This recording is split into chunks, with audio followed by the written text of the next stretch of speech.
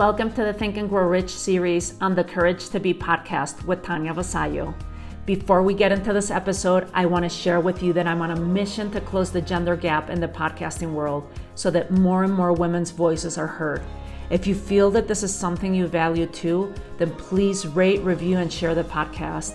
In exchange, and as my way to say thank you, I want to give you free access to my signature course called Manifesting Abundance, which typically sells for $997.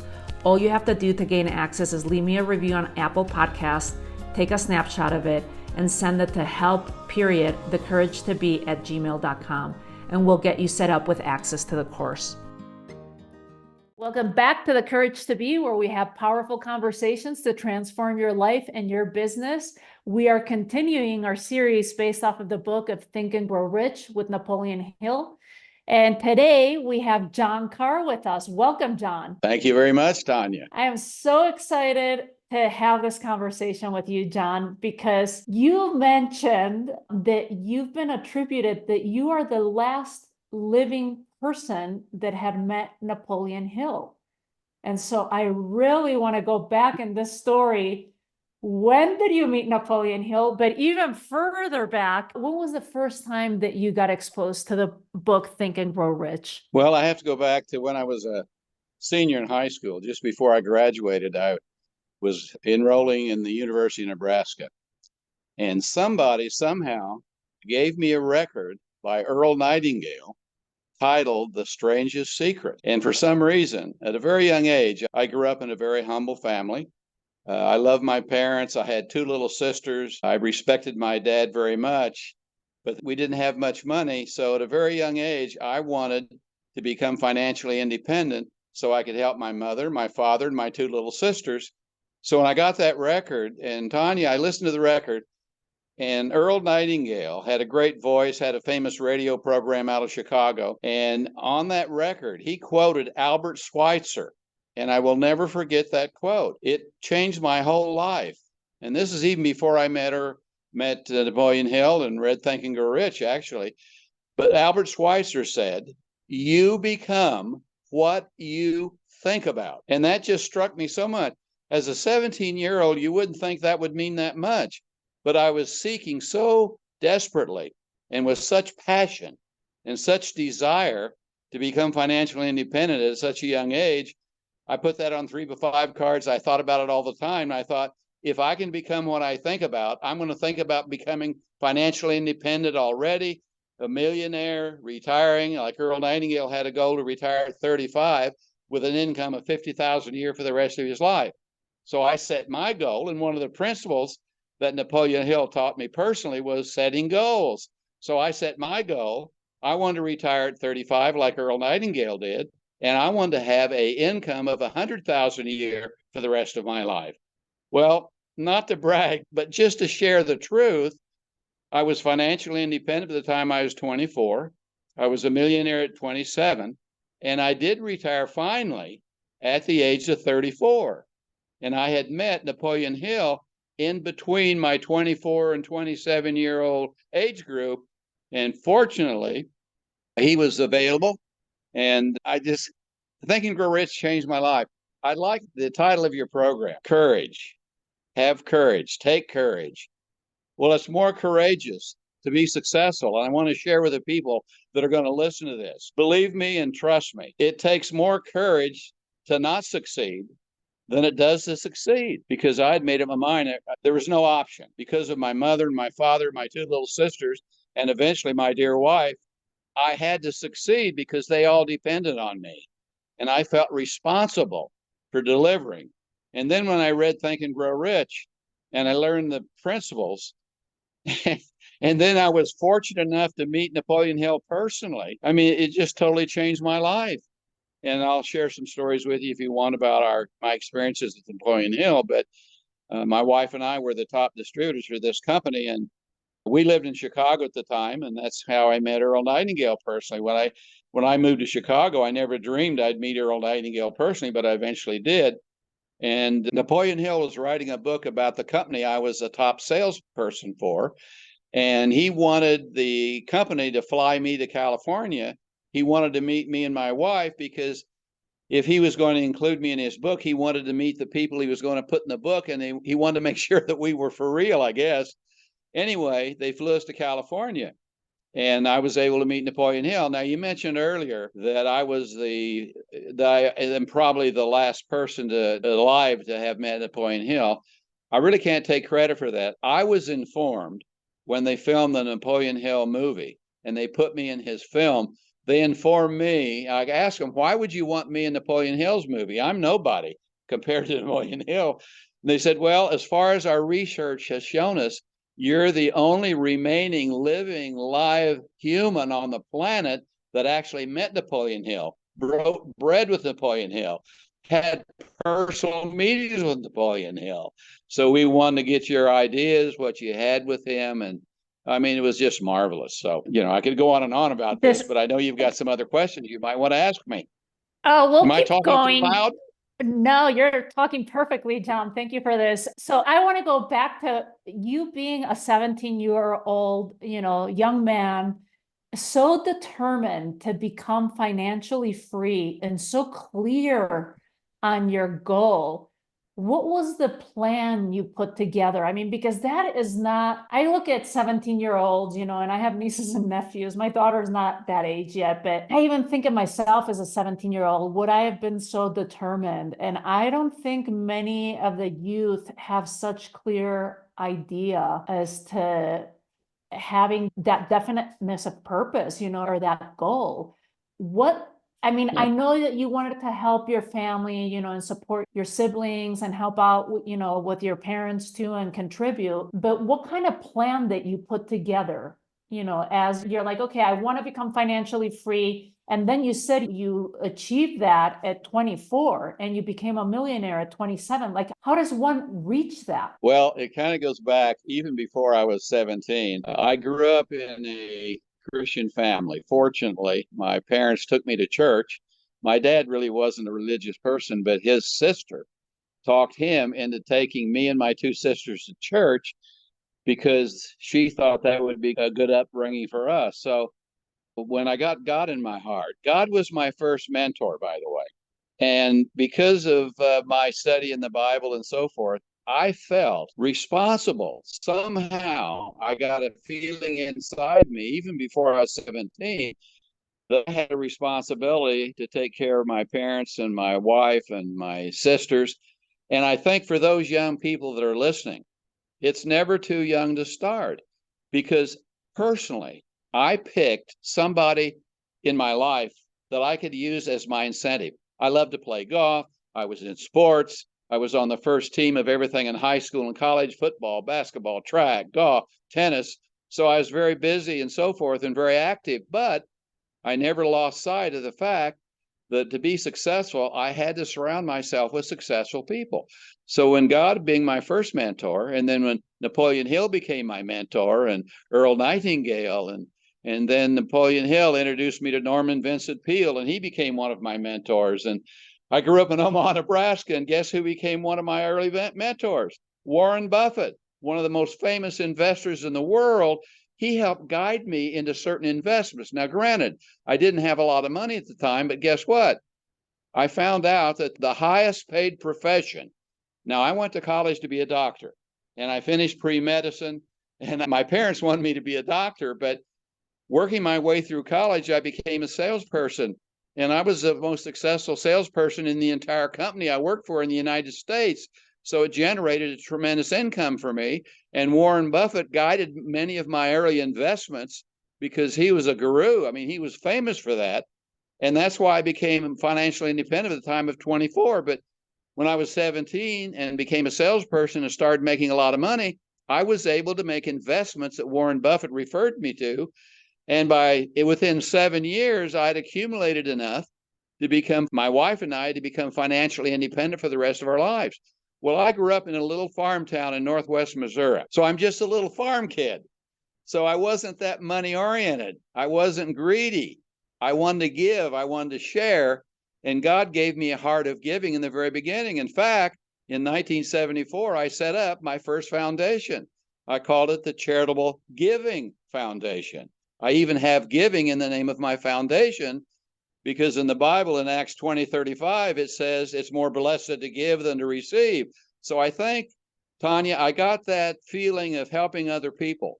And I decided I was going to put other people before me, even in my athletics, even in my competition. I tried to put my people I competed against before me. I tried to give them the feeling that I thought more of them than I thought of myself. And it's amazing how it works. And it's not easy to put other people before you because we all have egos. But I decided to be successful, I had to get the help of other people. There's no way I could make it by myself.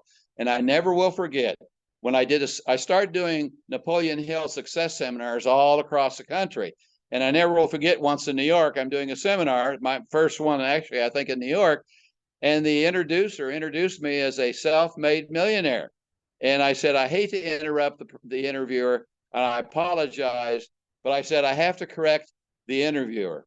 I don't believe there's anything like a self-made millionaire. I personally don't think I am a self-made millionaire. Now, people give me credit for that, but without Napoleon Hill, without Earl Nightingale and Warren Buffett and Norman Vincent Peale and W. Clement Stone and Dr. Bill Bryant, Dr. Zig Ziglar, all these people, they were the ones that made me, not me. So I don't want to be called a self-made millionaire because I don't want to take that credit. Without the help of all my mentors, Tanya, there's no way I would have accomplished what I accomplished.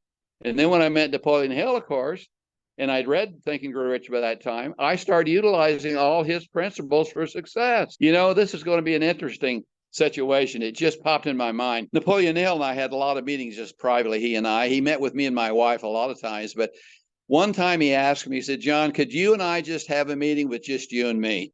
I said, absolutely. You kidding? So we had a meeting. And he said, I'm going to do something I probably haven't done before. I want to ask you a question. You know my principles backwards and forward. You're teaching them all over the country. Can you give me in one word what you think is probably the key that anybody and everybody can utilize to become successful like you have? Didn't take me very long to think. I said, yes, Napoleon Hill. The one word I think is probably at least the most important, if not the most important, action.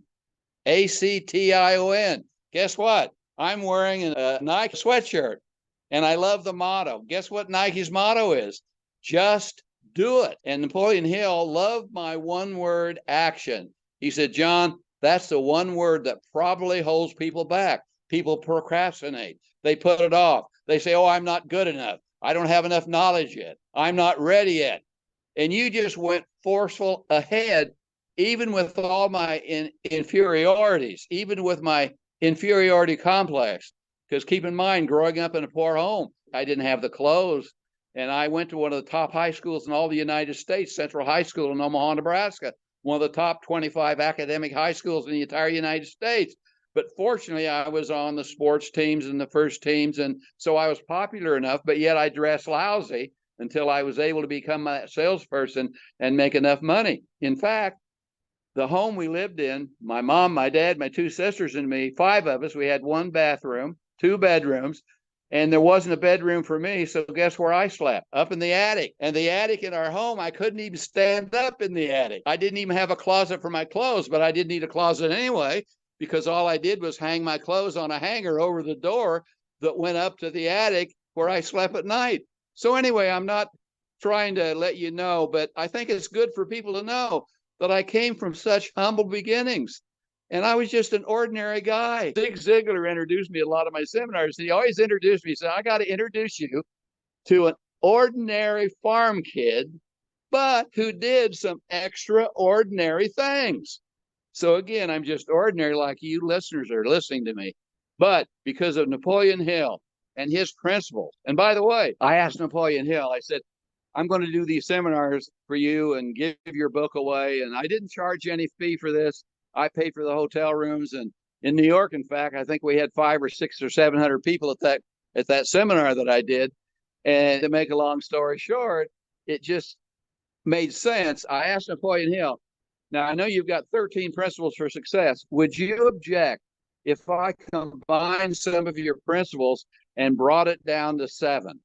7 is one of my lucky numbers. And if I only have to talk about 7 principles, but I'll include all your 13 in my 7, then that'll make sure the seminar is less than an hour. And a lot of people don't like to sit for more than an hour. So I try to keep my seminars 45 minutes to 50 minutes. And it was just fantastic because people enjoyed it. They asked questions. I walked around in the audience, by the way. I never had notes. I just wanted to talk from the heart like I'm talking now. And when I start talking and when you're asking me these questions, Tanya, it just brings back all these memories. So even though I'm 85 years old right now, I still have a memory where I can go back 50, 60, can you believe even 70 years and recapture some of those wonderful experiences that I've had. And again, I just want to leave you with this one little advice. Don't belittle yourself. Just do it. You can make mistakes. If you'd have seen how inadequate I was when I first started on my goal to pursue financial independence, I even had people that laughed at me. But I didn't care. My goal was set. And keep in mind, if I was doing this for just me, I would have quit a long time ago. But every time I got discouraged, my mom's picture came in my mind. My beautiful wife's picture came in my mind. My little sister's pictures came in my mind. And that's what kept me going. So you should maybe consider doing the same thing. Pick somebody that's very valuable in your life. Do it for them. And that'll spur you on to greatness, I'll assure you. Oh my God, John, you are just so inspiring. And I can picture you in these seminars, rooms filled with 500, 600, 700 people, and just sharing your wisdom and your inspiring stories. Thank you for this. We're going to take a quick pause right here, and we'll come right back. I want to share an amazing opportunity, my signature event, Increase Your Income and Impact. It's happening May 31st through June 1st, a Thursday through Saturday, in person in Santa Fe, New Mexico. And this event will be infusing it with a ton of the success principles from Napoleon Hill. You will walk away after these 3 days shifting your mindset from not enough money to manifesting on the spot. You'll also learn how to get over your fear of visibility in sales so that you can have a greater impact in the world. These in-person events are life transforming, and you can now get your early bird ticket with the code LUCKY24 and save $400 for a limited time. I look forward to seeing you there. Just listen to what some of the participants have to say about it. Hi, I'm Gwen White, and the biggest takeaway I got was to burn my ships. No plan Bs, jump in with both feet, let's do this. So commitment is really important, because without that, essentially you're keeping the universe, you're keeping Providence from coming in and taking root.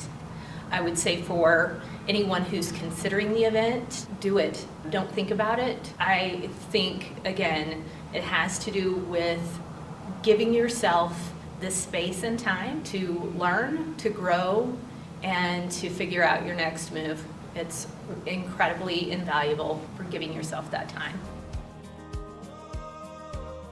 So, John, you were talking about, there's so many things I want to ask you. You were talking about condensing Napoleon Hill's 13 success principles into 7 in order to be able to give your talks. Do you remember what the 7 principles you condensed it into were? I sure do. Can you share with us, please? Okay. The first principle, in my opinion, the basis for all achievement is desire. Now, I just don't want to say desire. I want to say a burning desire. So the first thing I always started with is have a burning desire. Pick out something that you want to accomplish. Develop that into a desire, because in my humble opinion, desire is a basis for all achievement. The second principle I talked about is attitude. A person's attitude can control their whole life. I called it PMA. Have a positive mental attitude. You see, that's one thing that we can control. We can control our attitude. We can think negatively or we can think positively. So attitude was number 2. Number 3 was effort. And I combined work and effort and action all into that word effort. I worked harder than anybody else. And I think one of the reasons I had a work ethic when I grew up. Growing up in a farm town, I had to do chores. I worked in a grocery store stocking shelves. I swept floors. I worked in a drugstore cleaning up all the utensils. I did all kinds of different things. So I was always working, never had an idle moment. So effort was number 3. 4 was goal setting. People need to set a goal. And that's why I set a goal at 17 years of age. I set a goal listening to Earl Nightingale's Strange and Secret Record, and you can become what you think about. So I decided I wanted to be financially independent 24, millionaire 27, retired 35. Now, I accomplished the one at 24, becoming financially independent. My wife and I had been married now for a couple of years. And so we had all the money we'd ever need for the rest of our lives. But I kept working anyway. And I was in real estate, and I followed Warren Buffett's advice. So I had a lot of help. 27, we actually became a millionaire. And then at 34, I actually retired a year early at 34. So anyway, number 5 is I put knowledge. People need to have knowledge. Guess where I acquired most of my knowledge? Keep in mind, I was at the University of Nebraska in a pre-medical career. So I was taking chemistry and zoology and German and all these courses, which weren't really business oriented. So guess where I got my knowledge? From my mentors. I listened to Napoleon Hill and Earl Nightingale and Norman Vincent Peale. I would sit, thank goodness, they would allow me to sit with them for hours. You know why? How many elderly people like them have young kids like me that idolize them? I made them feel great. I'd bring them food. I'd take them to lunch. I would try to do all kinds of things. I tried to find out some of the things that they liked and bring them little gifts and things. So I tried to have them want to be with me. And guess what? They love to give their opinion. People like to share their opinions with other people. And guess what? They probably felt a little sorry for me because I wasn't dressed the greatest, but I asked some really good questions. I got emotional at times, and I may get emotional on here. So 5, knowledge is important. Guess what 6 is? Persistence. I put persistence number 6, and I never will forget. Another mentor of mine was Winston Churchill. Now, I never got to meet him personally, but he was famous, as you know, and during World War II, he kept the English people and their attitudes up. He said something that became, I think, famous eventually, but I'll never forget it. This is a quote from Winston Churchill, which taught me persistence. He said, quote, never, never, never, never give up. He said that one word 4 times. That taught me persistence. And I never gave up. I had a lot of obstacles, but I never gave up. And you're going to run into some of them too. But if you have a definite purpose and you have that burning desire and all these other principles I shared with you, it'll happen. Guess what I put for number 7? Patience. Action. Patience. Action was in my effort one. Effort, action, just do it. The Nike slogan is just do it. But 7 was persistent or patience. My dad used to always say, John, Rome wasn't built today, because I was anxious to help pay my dad's rent. Guess what my dad paid for rent? To tell you how poor we were, in Omaha, Nebraska, which is a pretty good-sized city, $250,000 back then, he paid $35 a month for the house that we lived in. That was our monthly rent. But anyway, I'm glad I came from humble beginnings. I'm glad that I could be a walking, talking, living example for Napoleon Hill's principles. Now, they used to call them secrets to success. This is probably before most of your people's time that are listening to this, but they used to call them Napoleon Hill's secrets for success. And I asked him if I could change that. He said, well, what do you want to change it to? I want to call it Napoleon Hill's principles for success. They're no longer secrets. We've got your book now, Napoleon Hill. No, they're no longer secrets. You know, he used the analogy in his book. I like this analogy. He used the analogy of a gold mine. And these miners were mining for gold. They knew there was gold around here somewhere. But for years and years, they dug and they dug. And here you go with persistence and patience. And they finally just gave up. They ran out of patience. They ran out of persistence. They sold their mining rights to that mine. And the person that purchased that mine right went about 3 feet further and struck the richest gold mine that had ever been struck. That, again, is an illustration of Napoleon Hill's patience and persistence and hard work. So anyway, these are all things that contributed to my life. And The principles are not that difficult to comprehend and to understand. But like you said, Tanya, you mentioned that word action again. So I just need to keep reiterating and reminding everybody, all you have to do is put it into action. And see, these principles have already proven that they work. There's no risk on your part. You're not taking any chances. And it doesn't matter the color of your skin. It doesn't matter what religion you are. You can be an atheist, an agnostic, or a Christian. It doesn't matter. If you will apply these principles for success, it's only a matter of time and you'll have it. And it doesn't have to be just money. You might want to find the right partner. You might want to find the right spouse. You might want to get the right job. You might want to do the right thing, the right career. So you can have all kinds of goals and purposes and whatever. It doesn't have to be just money. So money's only one that I wanted because I didn't have any. So that was probably one of the reasons. And besides, I wasn't a doctor yet, so I couldn't help people with much else. But since I was successful in real estate, I was a professional fundraiser. I hope you don't mind me telling this story, but this will give you another idea of how the principles for success helped me. I went out and started helping charities raise money. I became what they call a professional fundraiser. Now, guess what? I didn't charge them any fees. I did it free. But they finally came to me because the International Association of Fundraisers got upset with me because all these charities that had me raising money for them for free started firing their other fundraisers that they paid a salary or gave a percentage to. So this organization came to me and they were quite unhappy. They said, John, you're putting a lot of our fundraisers out of business. Don't do it for free. So I went back to these charities who had fired some of their people. And I said, look, I'm going to continue to work for you under one condition, that you bring back those professional fundraisers that you let go. And I'll still do it free. And guess what? They did. And I got good graces with that association. But I did take a percentage. I wouldn't take a salary, but they demanded that I take a percentage. And they said, we'll split 50-50. I said, well, why don't we do 75-25? They said, fine, you can take 75, we'll take 25 because you're the one that's raising all the money without costing us anything. I said, no, you don't understand. You take 75% and I'll take 25.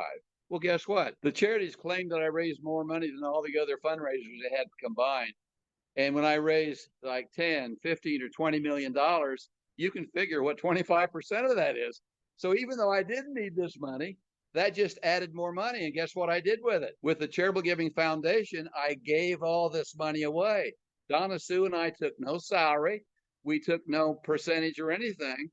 And one of the people that came to one of my seminars, I never will forget, we were members of the Mariners Church, which is one of the top 25 mega churches in the country. And they let me have seminars in my church because I never took any money. And I just motivated people and I helped them with their kids and their family and educating them and all that. So anyway, when they came to me with that, I decided to give all this money away.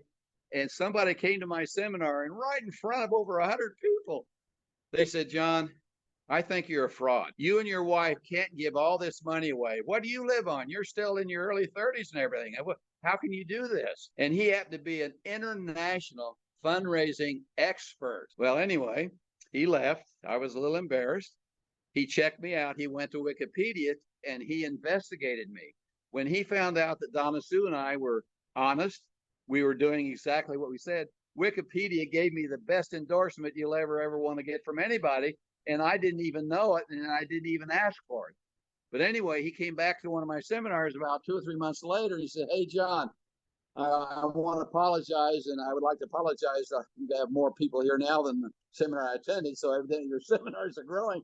And he apologized. He said, I want to become a part of the Charitable Giving Foundation. I said, Norm, I checked you out. I can't afford your consulting fee. The Charitable Giving Foundation gives our money away. We don't pay. I have mostly volunteers. He said, John, you don't understand. Now, here's another true statement. This is going to sound like I'm bragging, but it's the truth. He said, John, you don't understand. I'm not going to charge you my consulting fees. I'm going to work for you as another volunteer of yours.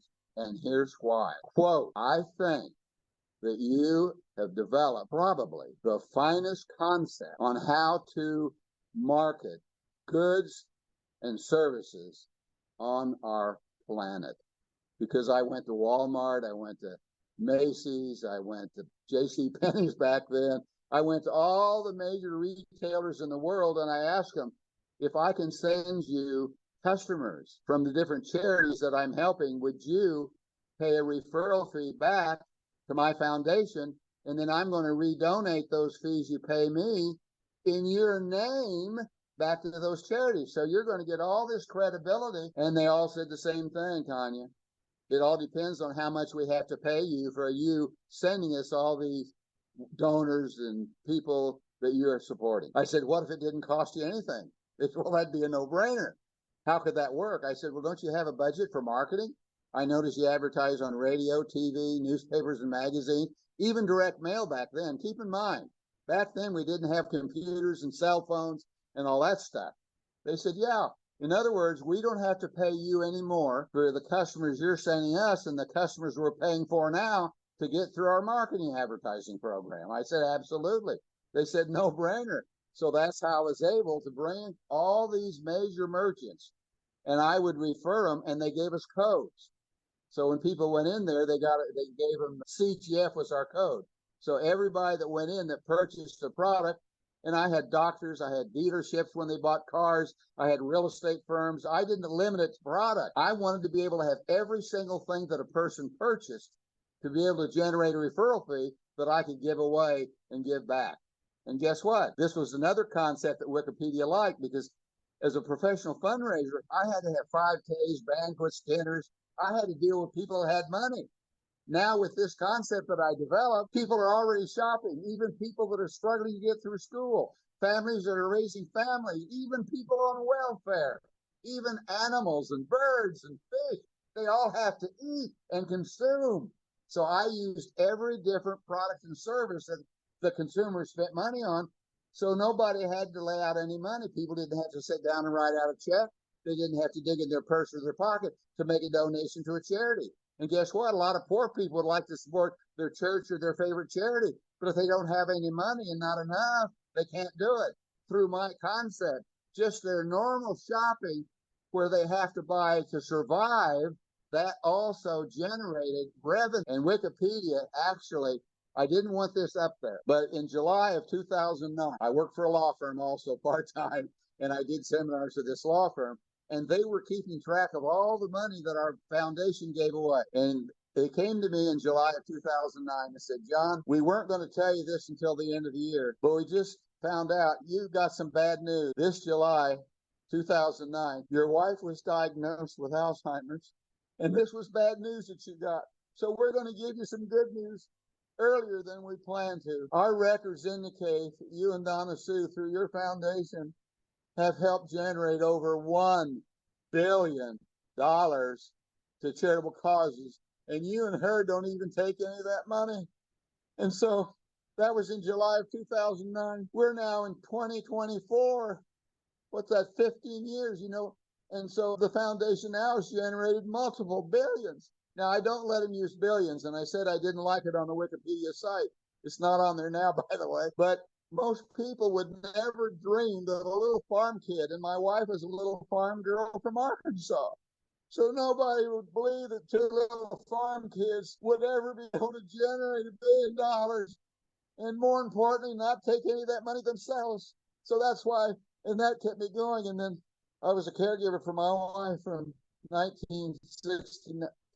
2029 to 2020 when she passed away. So for over 11 years, I was her sole caregiver. And to me, it wasn't a burden because I took a vow when we got married in 1961, in sickness and in health, for better or for worse, until death do us part. So until my dear wife went to heaven, I personally took care of her and ran the foundation and did all my sports stuff and competed in the Senior Olympics and that stuff. But it wasn't a chore for me. I actually enjoyed doing it. And thank God, God gave me the strength and the energy, even though I'm in my 70s at this point, I was able to take care of her. And anyway, and thank God for Napoleon Hill. By the way, you know, Napoleon Hill, he left us in 1970. And by the way, his birthday was October the 20th. Guess when my wife's birthday was? October the 23rd. And he lived to 87. Guess how old my dad was? He lived to 87. So Napoleon Hill and I and my wife Donna Sue have so many things in common, and I'm just so thankful and grateful that I was a personal, on-hand student for the great and wonderful Napoleon Hill. Wow. Your stories are just so fabulous, John. There's just so much to dissect here. I want to go back to the part of mentors. You know, you kept sharing with us different stories from the beginning that you were a young kid going and finding mentors for yourself. You've talked about the importance of acquiring knowledge and getting it through mentors. If you know, when you were going to school, it wasn't the right classes. So that's when you were listening to the records from W. Clement Stone or Earl Nightingale, sorry. And then you've had all these different mentors from Earl Nightingale to W. Clement Stone to Napoleon Hill to Warren Buffett to fill in the blank. Talk to us about the importance of having mentors in our lives. Well, that's a very good question, Tanya. And I think one of the main reasons that I seek these people, since my goal and purpose was to become financially independent and successful. And I wasn't the smartest kid on the block, but I also wasn't the dumbest. So who would you want to go to acquire the knowledge? I mean, I didn't want to take the time and go to school, graduate school, gain the knowledge, read, study. So I decided, why not try to seek out those who are already successful? Warren Buffett was already successful in investments. Napoleon Hill, already successful. Andrew Carnegie, I mean, Norman Vincent Peale. I went to his church in New York, and thanks to Napoleon Hill, I got a great introduction. So Norman Vincent Peale, as famous as he was at that time, was able to spend some time with me thanks to Napoleon Hill. He probably wouldn't give me the time of day if I'd have walked into that famous church in New York City. And here I'm a little humble farm kid from the Midwest in Missouri. So anyway, I went. Zig Ziglar was just becoming successful. Zig Ziglar, most people have heard of him, one of the greatest motivators of all time. And he and I have a great story. We work for the same company. And he and I were doing seminars for this company all over the country. And he came to me one day and he says, John, I'm going to become famous. Now, Zig really had an ego. I'm going to become famous. I'm going to make a lot of money. I'm going to become a top motivator. I'm going to write books. And this is before any of these things happen. And he says, I want you to come with me because you're the top seminar leader in our company. You're even outdoing me. And why don't you and I become partners and we'll go out and slay the world? I said, well, Zig, I appreciate you all asking me, but I love Chicago. I love here. My wife and I are settled. I'm generating over $10,000 a month just from these seminars. And that was a lot of money back in those days. And so he went on, make a long story short, he said, I'm going to use one of your quotes then. He used to come to some of my seminars and I'd go to some of his. We'd compare notes. He said, you said something in one of your seminars that I'm going to make famous. Mark my words. I'm not going to give you credit for it. It's going to be in my book. It's going to be in my films. I'm going to make this famous. I said, what's that? You said, quote, in one of your seminars, if you people help enough other people get out of life what they want out of life, you will automatically get out of life what you want. Guess what? I'm doing a seminar in New York years later. I didn't know it, but Zig Ziglar happened to come. He said there was over 800 people at this particular, I think it was a Plaza Hotel or one of the major Marriott hotels in New York City. But anyway, it doesn't matter. And he's sitting right in the middle. So right in the middle of my presentation, he stands up. I said, oh, hi, Zig, how you doing? And I built him up. Oh, I gave him a big introduction and just said what a great guy he was. And he's famous at this point. And he said, John, give me the microphone. So I walk up to the audience. I hand him the microphone. He says, I've got an apology to make. And I couldn't figure out what he said. I told John Carr a long time, but this must have been 10 or 15 years before this. He said, I told John I'm going to use one of his quotes and I'm not going to give him credit. Now, this quote has become famous. It's in my books. And I want to publicly apologize. And I want everybody to know that's a quote I put in my book. If you help enough people get what they want, you're going to get what you want. I want everybody to know that quote came from this guy that you're listening to right now. He and I hugged in the middle of all this. And when I walked back to the stage, I was in tears. And I asked Zig to come back up on the stage. I put my arm around him and I said, Sig is one of my mentors. I don't even know if he knew he was one of my mentors, but Sig, I owe so much to you. I owe so much to your teachings, and you're such a great person. And you've helped make me also who I am. Thank you, thank you, thank you, Zig Ziglar. Oh my God. He and I got a standing ovation. I wish we'd have had cell phones and could have taken some pictures back then, but there were some reporters, but I don't know. That's just a story that just kind of popped in my mind, Tanya. I hope you don't mind me sharing it, but this is why I picked Zig Ziglar and Napoleon Hill and Earl Nightingale and all these wonderful people, Dr. Bill Bright, the founder of, all these wonderful ministries, Campus Crusade for Christ, he founded. And I lived near UCLA when he was there, and VonEtt were actually students there. And I even went to his church and didn't realize it was church till after I'd gone there quite a few times. But I want everybody listening to this, I hope that the one key thing you'll get out of this is don't try to do it all by yourself. Don't try to do it on your own. Hey, there's no way I could have accomplished even half of what I accomplished without all these wonderful people I've talked to. And Tanya herself, she's a coach. She's a trainer. See if you can't get her to train you, to coach you, to help you, to assist you, and to support you. I mean, the one that's interviewing me is even greater and better than I am, for example. So please reach out to Tanya. Make sure that you have her as part of the people that are helping and supporting. John, thank you so much. You could just feel your kindness, your huge heart of just giving. It oozes out of you. I can see how you've achieved all these successes in your life just because of the way of who you are as a human being. It's amazing. Wow. I appreciate that story about Zig Ziglar, because how many of us have not quoted that quote? And now I know that I interviewed John Carr, the originator of this quote, and friends with Zig Ziglar. And I love how all things come in full circle, John. This is fantastic. So we never got to how you actually met Napoleon Hill. Oh. And I wanted, because going back to all these different mentors, I want to hear the story of how you met Napoleon Hill. I'll also ask you the story of how you met Warren Buffett, because that's a pretty funny story and courageous story. And then I have another question of how do we approach and access mentors of this caliber? Because it seems like they were just set up in your path. Is it through courage? I mean, tell us your stories of how you met Napoleon and as well as Warren Buffett. Let's start with this last question you asked me. How do you find your mentors and have the courage to meet people that are famous like that? Well, when I was a senior in high school, I heard about Warren Buffett and all these people. So what I did, I looked after people and I found out people that knew who these people, the famous people, were. And when I met some of the people that knew them, I hate to say this, but I used them to help me get to Warren Buffett, to help me get to all these different people, except Napoleon Hill. That'll be another story. So when you're seeking your mentors and you pick out certain mentors that you'd like to help you, find out, if you can, people that know them. And you can ask around, and what careers they're in, what they're famous for. So I was able to find different people in Omaha that knew Warren Buffett.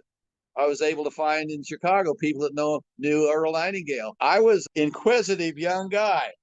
I did ask an awful lot of questions. So that's one way of helping find your mentors. How did I meet Napoleon Hill? Well, my wife and I just happened to be the top distributors for a very famous company that was worldwide. This company was international. Napoleon Hill went to the headquarters of this company, and guess where it was? San Rafael, California. And San Rafael is where I retired. Donna Sue and I retired in beautiful Dominican Heights up in the hills in San Rafael, California, in a beautiful multi-million-dollar mansion. But anyway, we were in Chicago at this time, and Napoleon Hill was going to write a book, Think and Grow Rich Through Persuasion. This came after his Think and Grow Rich book. Well, he wanted to include the top distributor in this book. And since Donna Sue and I were the top distributors, he asked if they would fly us out to California. He wanted to meet me personally. Now, unfortunately, the company emphasized me more than my dear wife, but I will admit, I think my wife was more than half the reason for our success, because this happened to be a famous cosmetic company. It was called Holiday Magic. Some of you might remember the name. It was even bigger than Amway, for example, back in those days. But anyway, they flew Donna Sue and I to San Rafael, and Napoleon Hill interviewed us. Well, you know, the kind of guy I am. Keep in mind, I was somewhat familiar with him already and having read Think and Grow Rich, so I stayed there for a while. And I asked Napoleon Hill if we could spend some private time together. We did. And he was actually, I think that I asked him why he was willing to spend so much time with me when so many people wanted his attention and would love to have. I had breakfast, lunch, and dinner with him many times. We broke bread together. We had private meetings. We visited each other in different places in California. And he said, you have probably utilized my principles as much as any other person I've ever met. You're teaching them, you're living them, you're an example from them. And coming from such a humble beginning like you did, and you have such a gorgeous, beautiful wife. My wife was Miss Arkansas. She was Miss Universe. She was in movies. She was on the Ozzie and Harriet TV show. Elvis Presley was one of my competitions. He was after her at the same time I was courting her. Can you imagine any girl or woman picking me over Elvis Presley? I wouldn't have done that if I'd have been her. But anyway, to make a long story short, in the end, and I attribute Napoleon Hill's principles for me helping acquire my beautiful, gorgeous wife. And we were married for almost 60 years. And anyway, I put her first, and I think that's one reason we had a successful marriage. So there's another reason for picking other people besides yourself that you're going to work for, because that'll drive you. That'll give you the extra incentive. That'll give you that burning desire that we talked about, which is the very first principle of Napoleon Hill's principles. So anyway, Napoleon Hill and I became great friends. He asked me that question, and he actually said, I want to do something I've never done. I didn't say this, I don't think, earlier, but he asked me for that one word I told you about, action. He actually said, you know, back in that day, most men didn't hug other men. But since he and I were together, but just ourselves, he said, John, I want to give you a hug. And when I give you this hug, I would like for you, when you meet other people that know of me and that claim that I've helped them become successful, I want you to give them what I want you to call the Napoleon Hill hug. Now, I'm not going to describe the hug here, but when I meet you people, if you want me to give you that Napoleon Hill hug, you'll have to ask me, and I will give you the hug that Napoleon Hill personally asked if I would give that hug to people in his name and in his honor, and I'm just his messenger. I'm just his vessel for share this with you. And I have Napoleon Hill in my heart. He's with me all the time, as my dear wife is, and as God is. And I try to keep all my mentors within me all the time, because here at my age, I'm still teaching Bible class. I'm doing sermons on Sundays. I have a devotional newsletter I send out about every month. I'm trying to witness. I'm trying to evangelize. I'm trying to help as many people as I can, and not just religiously. I'm not trying to force Jesus down people's throat. People have a right to their own beliefs. I give respect and credit to anybody and everybody. And I think that's why I have such a following, because I don't intimidate people. I don't preach to people. I let them talk. In fact, God gave us 2 ears and 1 mouth. So actually, I'm supposed to listen twice as much as I am talking. I feel a little guilty, Tanya, about talking so much on this interview. I mean, once you get me started talking, I just have endless stories that I can share with you. So let's get back. You asked me how I met Napoleon Hill. Oh, by the way, I also met him in CEO Space. And Bernie Dorman was the founder of CEO Space, which is another great company. And he claimed I was one of his mentors, but he was also one of mine. But anyway, back in 2013, they filmed the Napoleon Hill film. And I happened to be at CEO Space when they did it. That's when they asked me if I'd be in his film. And unfortunately, they had me wait to do my part, and I was following 2 other dynamic motivational speakers. Bob Proctor was there at that time. Many of you listening to this know Bob Proctor. He was another dear friend of mine, another individual that I learned a lot from, and Bob and I shared a lot of things together. But anyway, when they did the film, I said, why did you have me following these great motivational speakers? I'm in nowhere in their class. And why did you put me before them, not behind them? And guess what they said? John, you don't have to worry, because guess what? You're the only person in our research that we could find that still lives on the planet that also knew and was a personal friend with Napoleon Hill. So all you got to do is share your story. Nobody else in the world has your story. So that gave me the confidence I needed to go ahead and do the short part I did in his movie. And I just hope someday you guys get to see it, not because of me, but because of his life, his story. You know, I'm going to make a statement that I think is true. I was told by several people that Napoleon Hill's book, Think and Grow Rich, was the second best-selling book of all motivational books in the history, second only to the Bible. I've heard this, John. So I think that statement is correct. We'd have to verify it, but I heard that it was the most sold book after the Bible. So thank you for sharing that. Yeah. I think Don Green can verify that. Don Green also, I need to mention him. He's the CEO and the real go leader for the Napoleon Hill Institute right now. And he called me a couple of years ago. We had a long talk. He sent me 3 autographed books.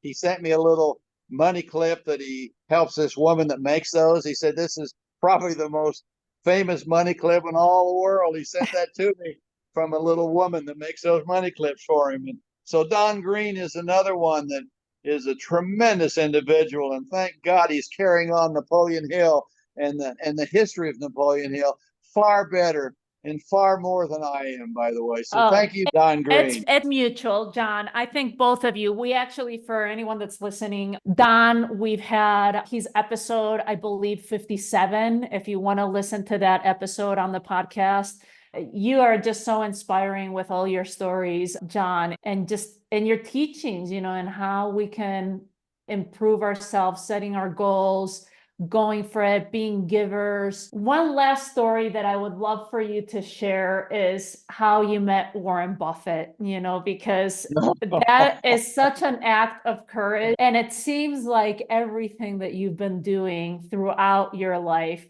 are just been small acts of courage and following in the direction towards your desire. So what was the story of Warren Buffett? How did you meet? Please share with our listeners, John. Thanks for that word, courage. I'm going to start using that more, thanks to you. It did take a lot of courage. Well, fortunately, the only reason I was pledged at a fraternity at the University of Nebraska, I was fortunately pledged to the #1 fraternity on campus. And I think it was only because they wanted me, because they always won the athletic trophy and the academic trophy. And I did have pretty good grades, and I was a great athlete. So that's why I was pledged to this fraternity. It's Pi Kappa Alpha. They call us Pike. I'm a Pike, for those of you that are familiar with different fraternities and sororities. Anyway, as a pledge for that fraternity, my fraternity brothers gave me assignment. They said, you're a hotshot salesman, John, and you bought a new car, you got a new Chevrolet convertible, you're only a freshman here, and nobody's making the kind of money you're making, so you're such a hotshot. We're going to give you an assignment. You're going to have to find out where Warren Buffett lives. You're going to have to go meet him. You're going to have to get him to sign this document that he actually shook hands with you and he spent some time with you, and we want proof that you actually were able to hunt him down and go meet him. So anyway, I found out where he lived. I walked up to the house and I thought, Warren Buffett, as famous as he is, he's not going to come to the door to meet little John Carr. So I got to figure out a way how can I get his attention. So I thought, aha. So I knocked on the door and this little girl came to the door. I assumed it was his daughter. Later on, I found out that it was. And I acted all excited. I said, oh, I'm here to see your dad, Warren Buffett. Oh, I'm so excited. He's expecting me. I want to see him. So be sure and go tell him I'm here now. I made such a big ado out of it. And his daughter went back. They told me this later. His daughter go back and say, hey, Warren. And I told her I was University of Nebraska. And of course, Warren Buffett was a big supporter financially of the University of Nebraska, one of the regents for the university. And I used that because I thought he might see me since I was at the university that he supports. And later on, they told me that my daughter came back and said, there's this crazy young kid from the University of Nebraska that claims you're supposed to see him, you're meeting him, you know he's coming and all this stuff. And Warren just said he laughed and said, okay, let's go see who this crazy kid is. So he comes to the door, he shakes his hand out to shake my hand. I kept a hold of his hand and I pulled out this document that my fraternity brothers had given me that I had to get him to sign. And I said, Warren, I hate to ask you, but and he was familiar with the Pi Kappa fraternity because it was famous on campus. I said, my fraternity need me to have you sign this and say that I shook hands with you and all this stuff. And he's laughing, his daughter's laughing. They think I'm some crazy kid, but I was all excited, motivational and everything. So he did that. He said, John, I'm too busy right now. Why don't you come back in a couple of weeks? And I'd love to break bread with you. I thought, oh my goodness. So anyway, I took that document back, give it to my fraternity brothers, and they were impressed with that. I didn't wait 2 weeks. I think only a week later, I went back to Warren Buffett's house, and he came and he said, okay, let's go. I'll take you to my favorite restaurant. Guess what his favorite restaurant was? McDonald's. And he took me in his beat up old Cadillac. He saw my car. He said, hey, you got a better car than I got. Anyway, we go to McDonald's. We shared a shake, French fries, and a cheeseburger. Oh, we had a great time. And people are coming up, getting his autograph. I'm sitting there. They totally ignored me. I was like, they probably thought I was his son, probably. So anyway, we were there for a while. I thought he was going to take me to Ross's Steakhouse. That was the most famous restaurant in Omaha at that time. But anyway, and he said, you know what, John, why don't you come back in another week? I'd like to spend a little time with you. I want to find out about your life, your background, why you wanted me to be your mentor, and why you got this assignment, and why you claim that I'm now a very important part of your life. So Warren Buffett and I got to be really good friends. He's in his 90s now. I'm in my 80s now. Can you believe I was, I think, 17 or 18 when I met him? That means we go back 60 some years, maybe 70 years ago. He and I still communicate today, and he lost his partner just last year, who was a partner of his in his beautiful company. Anyway, that's my story about Warren Buffett. I'm very privileged and honored to say that he and I are very close friends, and he was very instrumental, Tanya, in my success, at least my investment part. In fact, I didn't tell him this originally, but I set up what I call a millionaires club, and people found out. I didn't tell people about my accomplishments, but third parties, people kept telling all of my clients and friends and people all these things I had done because I didn't want to tell them because I didn't want them to think I'm bragging. So they found out about all my accomplishments from other people. But guess what? When you find out third party, when you find out about me from somebody other than me, it's even more effective because then you realize I don't have an ego and I'm not out there bragging about me all the time. Other people are telling you about me, and that's what I liked about it. But anyway, that was what happened with Warren Buffett. And Warren kept talking about me to other people and sent them to my foundation. And then when I had this Millionaires Club, I actually had a document. I had an agreement. If you will follow my advice for 10 years, I'll guarantee you'll be a millionaire. And I had people sign this document. I had 567 clients I had that I was supervising. These are people I had securities licenses, real estate licenses, insurance licenses, and I was trying to motivate and train them and also try to keep them out of trouble. But anyway, 100 of these people actually became millionaires and signed that document. One of them came to me one day and said, John, I'm going to call on your guarantee because it's 10 years now and I'm only 800 or 900,000. I'm not a millionaire yet. And you guaranteed me you'd make up the difference if I followed all your ideas and suggestions. So I said, okay, let's pull out the document you signed and see if you followed. See, I had an agreement, but they had to follow my advice 100%. I couldn't guarantee these people to be millionaires if they didn't do what I told them to do. So they had to sign a document. They would do everything exactly to the letter that I advised him to do. So I pulled out the document. He was surprised, first of all, that I had the document after 10 years. We went down the list. I said, okay, you didn't do this. You didn't do that. His name was George, by the way. I said, hey, George, you didn't do all these different things. He said, well, bless your heart. I guess I can't claim this guarantee then. Make a long story short, in another year or two after that, he did become a millionaire, and he and I are today best of friends.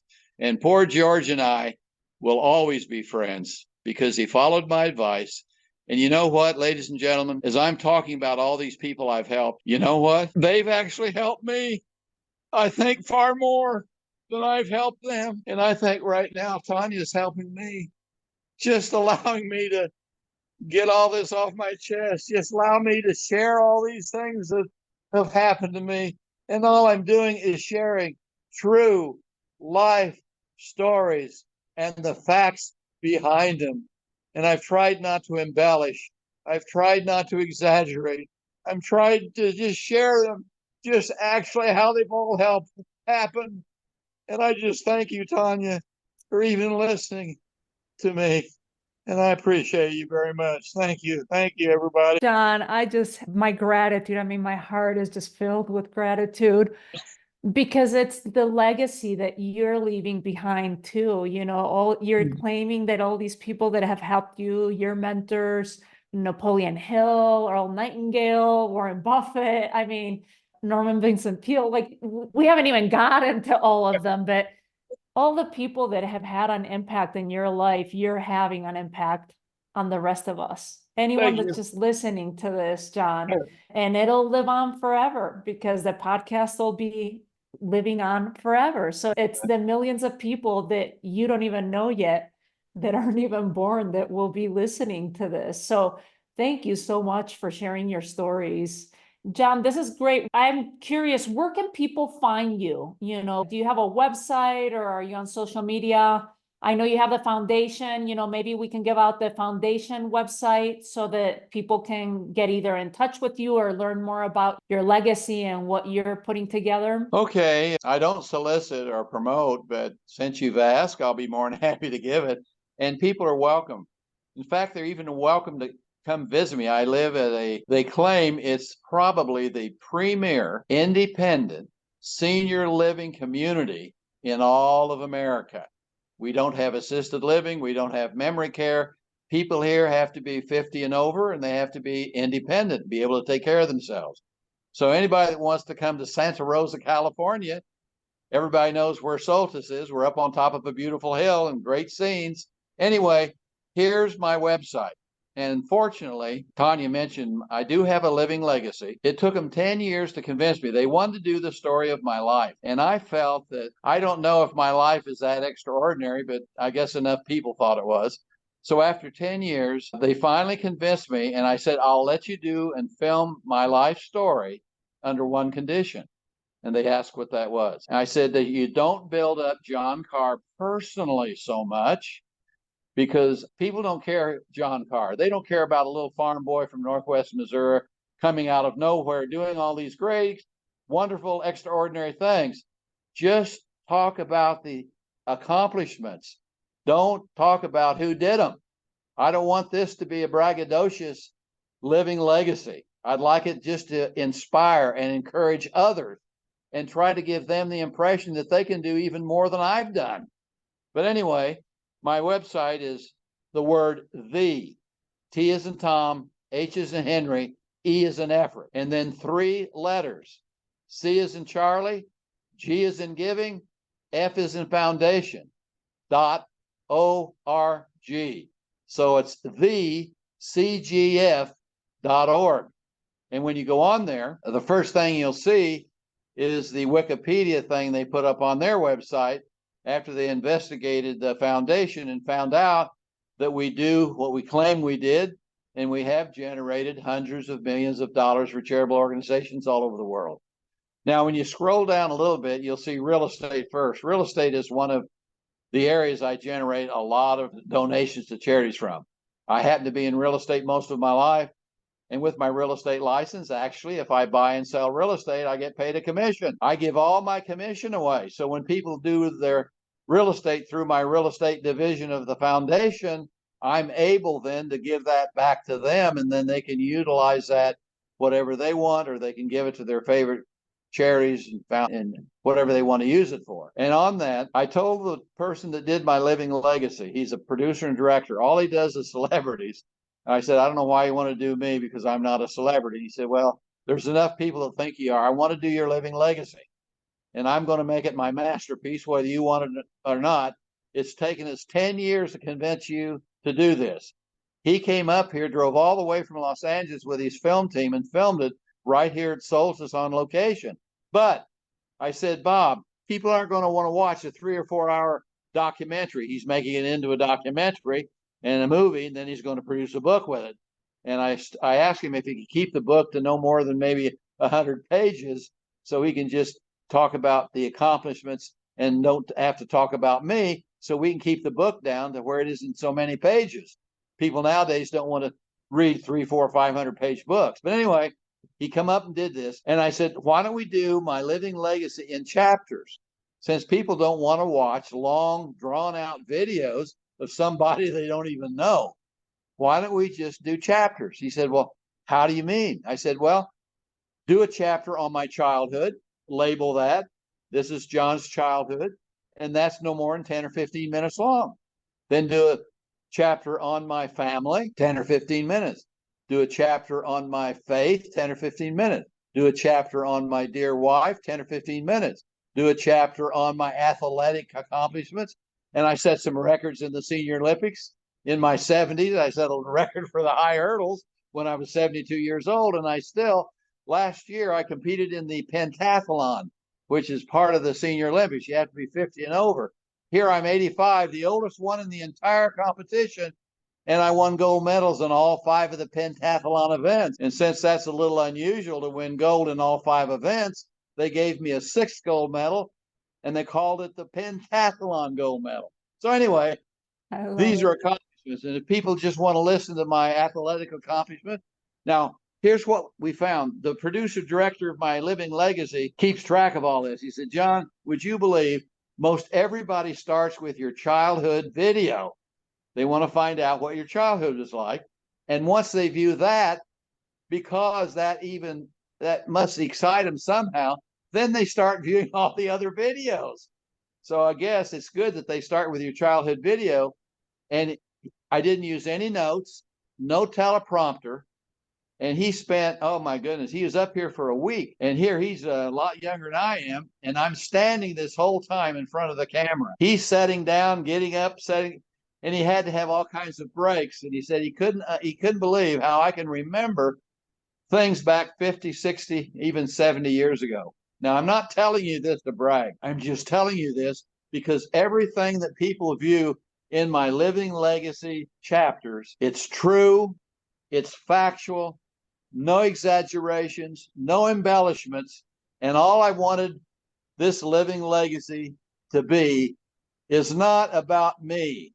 I wanted it to encourage and give people the courage and give people the inspiration that they can do things even better and more than I did.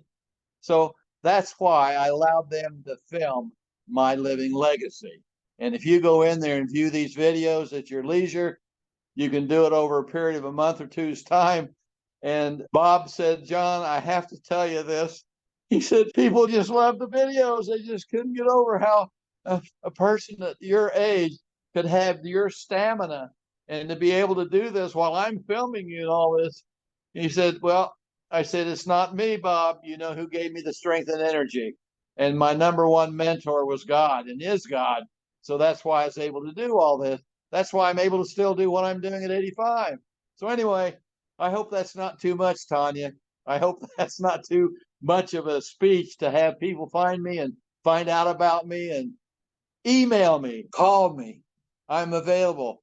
Sometimes I don't go to bed till midnight, Tanya, because all my emails and my texts and my different videos and voicemails, I try to answer those the same day I receive them.